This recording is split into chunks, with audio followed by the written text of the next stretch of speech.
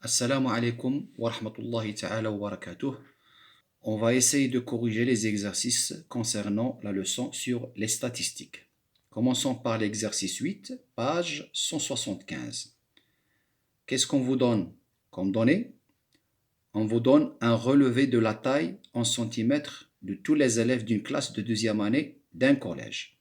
On vous donne ici des données aléatoires, يعني معطيات عشوائية.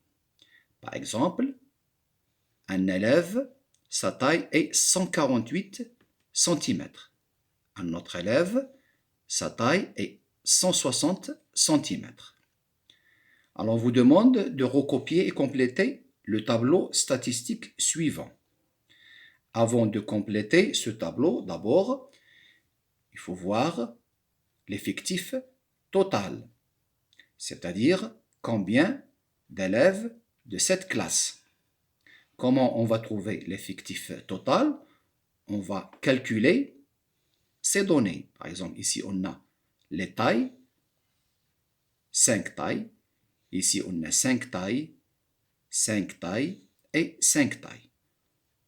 La somme sera 5 fois 4, c'est-à-dire 20 élèves. Donc cette classe contient 20 élèves. Alors, on vous demande de compléter ce tableau statistique. On vous donne dans la première ligne la taille. Alors ici, cette série statistique est par regroupement par classe. La première classe, la taille est comprise entre 140 cm et 145 cm. C'est-à-dire cette classe contient des élèves qui ont la taille de 140 cm à 145 cm. Alors, on vous demande de chercher le centre de cette classe. Deuxième classe, la taille est comprise entre 145 cm et 150 cm. C'est-à-dire, dans cette classe, il y a des élèves où on la taille 145. Mais la taille de 150 cm n'appartient pas à cette classe. Alors, comment on va calculer le centre de chaque classe? J'ai fait ici des calculs. Voilà la première question. On va chercher le centre de la première classe. Le centre de la première classe est 140 plus 145 divisé par 2. C'est-à-dire 285 divisé par 2, je trouve 142,5. On a vu ça en cours, comment on calcule le centre d'une classe. Deuxième classe, le centre de cette deuxième classe est 145 plus 150, le tout divisé par 2, c'est-à-dire je trouve 295 sur 2, c'est-à-dire 147,5, etc. C'est ça la méthode comment on trouve le centre d'une classe. Alors on va chercher maintenant le nombre d'élèves qui correspond à cette classe, c'est-à-dire combien on a d'élèves dont la taille est comprise entre 140 et 145. On revient aux données aléatoires, on va chercher le nombre d'élèves qui ont cette taille, c'était compris entre 140 et 145. Je trouve 2 élèves, c'est-à-dire 2 élèves qui ont la taille comprise entre 140 et 145 cm. Deuxième classe, je trouve 4 élèves. Il faut calculer d'après ces données. Le nombre d'élèves qui correspond à la taille qui est compris entre 150 et 155, on trouve 6 élèves.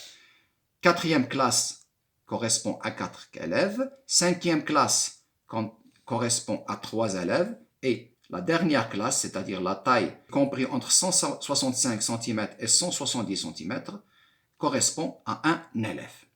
Le total, l'effectif total, je trouve 20 élèves. 2 plus 4 plus 6 plus 4 plus 3 plus 1, je trouve 20 élèves. On vous demande de calculer les angles qui correspondent à chaque classe. on a vu ça, comment on calcule ces angles. Par exemple, je prends la dernière classe. Je trouve un élève qui correspond à la dernière classe. On vous demande de calculer les angles qui correspondent à ces classes.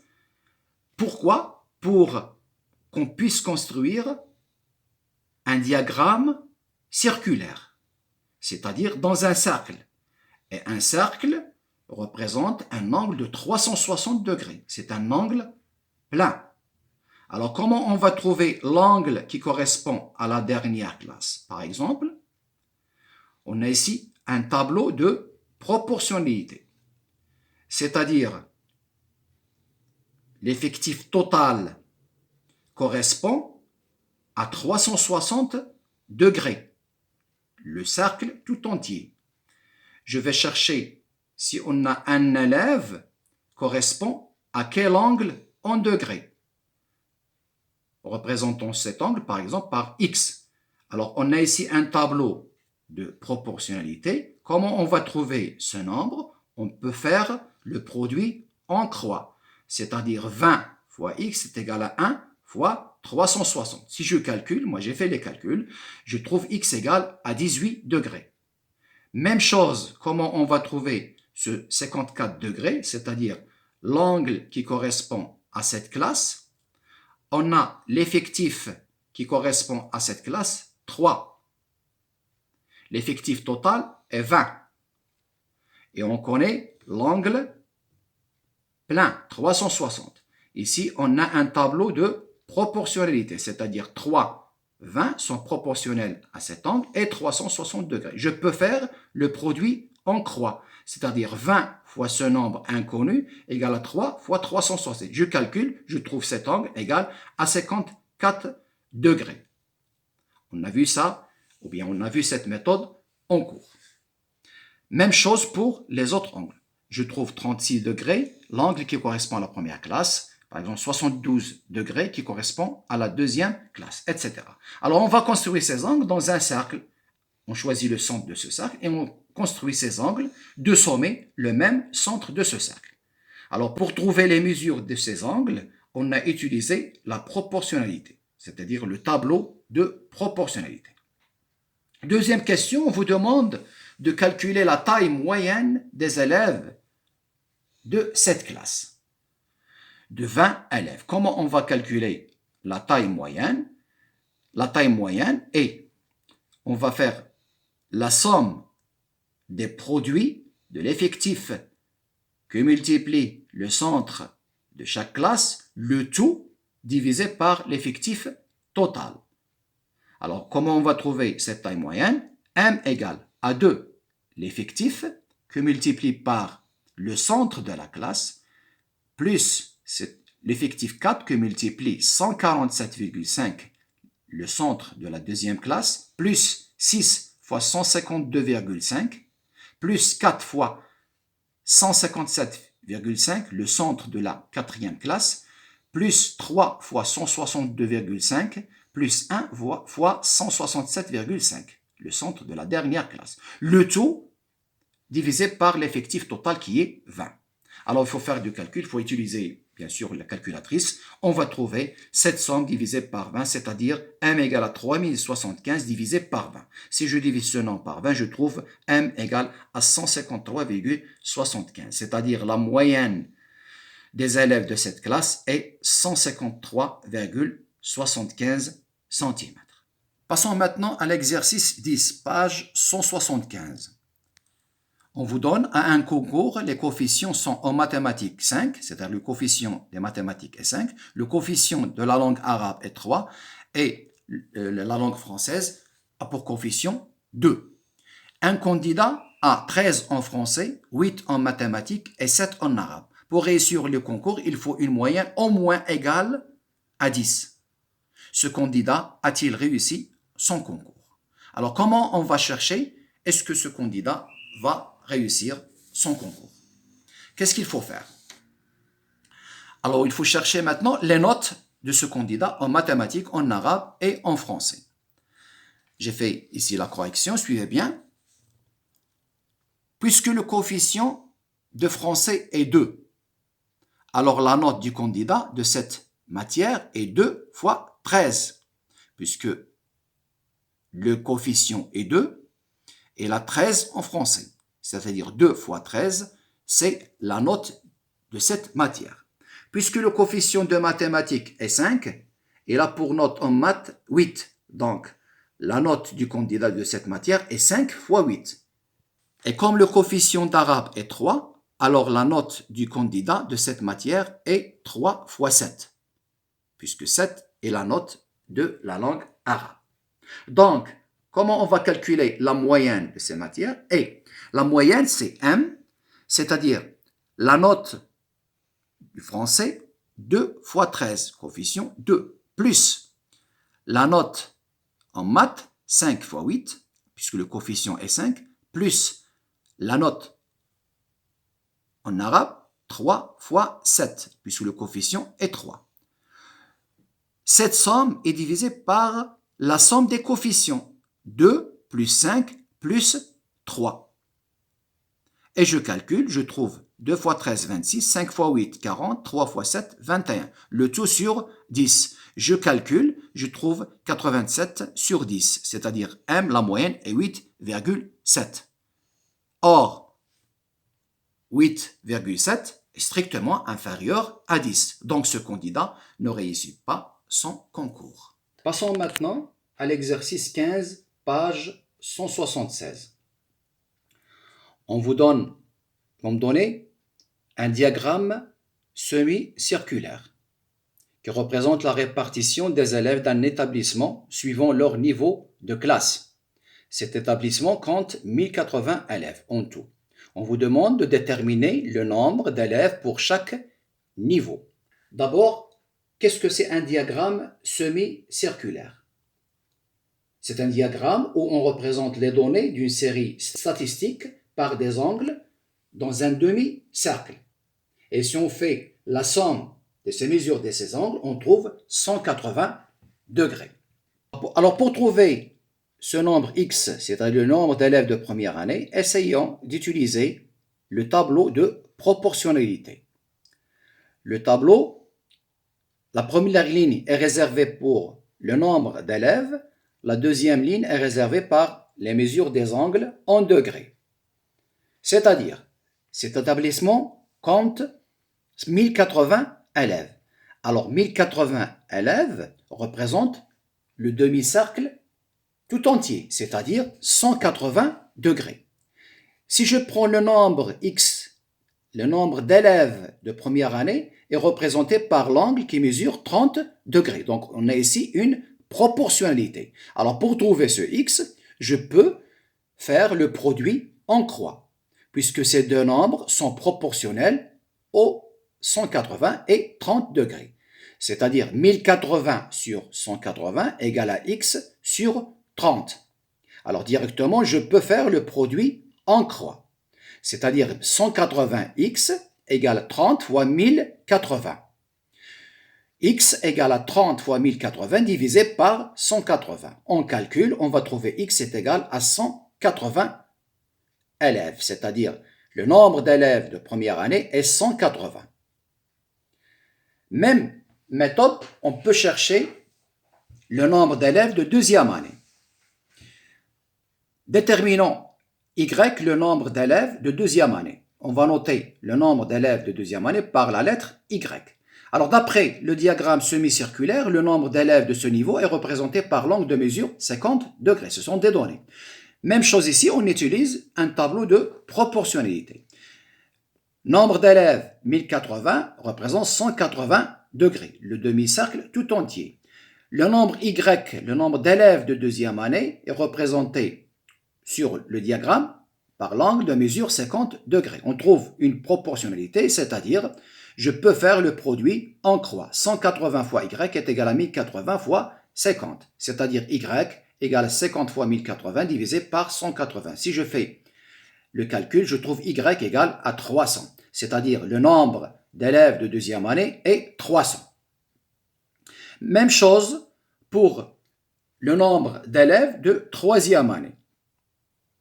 Même méthode, je peux faire le tableau de proportionnalité, je trouve Z égale 60 fois 1080 divisé par 180. C'est la même méthode qu'on a vue précédemment. Je trouve Z égale à 360. Et enfin, on veut déterminer T, le nombre d'élèves de 6e année. Avant de chercher ce nombre d'élèves, il faut chercher d'abord l'angle qui représente ce niveau. Alors, l'angle qui représente ce niveau, regardez bien comment on va trouver la mesure de cet angle qui représente le nombre d'élèves de 6e année. Je peux faire 180 degrés, c'est-à-dire le demi-cercle tout entier, moins la somme de ces trois angles.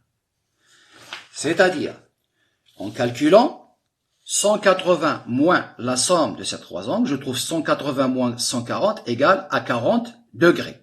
Donc, l'angle de mesure 40 degrés représente le nombre d'élèves de 6e année. Même chose, je peux faire le tableau de proportionnalité. On a déjà fait cette méthode. On trouve T égale à 40 fois 1080 divisé par 180. Je trouve T égale à 240, c'est-à-dire 240 élèves. Ou bien la deuxième méthode, je peux chercher ce nombre d'élèves de 6e année en faisant la somme de le nombre d'élèves de l'établissement moins la somme des nombres des élèves de première année et de deuxième année et de troisième année. Regardez bien, deuxième méthode, T, c'est-à-dire le nombre d'élèves de 6e année égale 1080, c'est le nombre total des élèves de cet établissement moins la somme des élèves, ou bien des nombres des élèves des trois niveaux. Je fais cette différence, je trouve 1080 moins 840, c'est-à-dire T égale 240 élèves. Je trouve le même résultat. Corrigeons ensemble l'exercice 18, page 177. Alors, qu'est-ce qu'on vous donne comme données? On vous donne un tableau statistique qui contient les valeurs et les effectifs. Mais une valeur est inconnue ici. La première question, on vous donne, sachant que la moyenne de cette série est 14,175, déterminez la valeur manquante, c'est-à-dire cette valeur qui correspond à l'effectif 4. Alors, comment on va trouver cette valeur? Alors, voilà le tableau donné comme donné. Ici, on va représenter cette valeur inconnue par la lettre, par exemple, X. Soit X la valeur qui correspond à l'effectif 4. Alors, puisque la moyenne de cette série est 14,175. Alors, la moyenne de cette série est 6 fois 8, plus 7 fois 10, plus 5 fois 13, plus 10 fois 16, plus 8 fois 18, plus 4 fois X. Cette somme est sur 6 plus 7 plus 5 plus 10 plus 8 plus 4, c'est-à-dire l'effectif total. On utilise la règle comment on calcule la moyenne d'une série statistique. Alors, ce rapport est égal à 14,175. La moyenne est donnée comme 14,175. Alors, je fais la somme. Je trouve 48 plus 70 plus 45 plus 160 plus 144 plus 4 fois x, c'est-à-dire 4x, le tout sur 40, qui est égal à 14,175. Je fais le calcul de cette somme, je trouve 467 plus 4x, le tout sur 40. Il faut chercher ce nombre x. Qu'est-ce qu'on peut faire? On peut faire ici le produit en croix, c'est-à-dire 467 plus 4x fois 1, puisque 14,175, le tout sur 1, égale à 40 fois 14,175. Je fais le produit en croix. Je trouve une équation, d'où l'inconnu x, et je résous cette équation. C'est-à-dire 4x est égal à 567 moins 467. Je trouve 4x est égal à 100. Cette différence est égale à 100. Donc x est égal à 100 sur 4, c'est-à-dire 25. Donc la valeur inconnue, c'est 25. La deuxième question, on vous demande de construire le diagramme circulaire de cette série. Alors, on va prendre le tableau, on va remplacer x par 25. On va créer le tableau de statistiques, les valeurs et les effectifs. La somme des effectifs égale à 40, c'est-à-dire l'effectif total. Alors, troisième ligne, on va consacrer troisième ligne pour les angles. Il faut chercher les angles en degrés pour construire le cercle, pour construire un diagramme circulaire. Le cercle représente 360 degrés.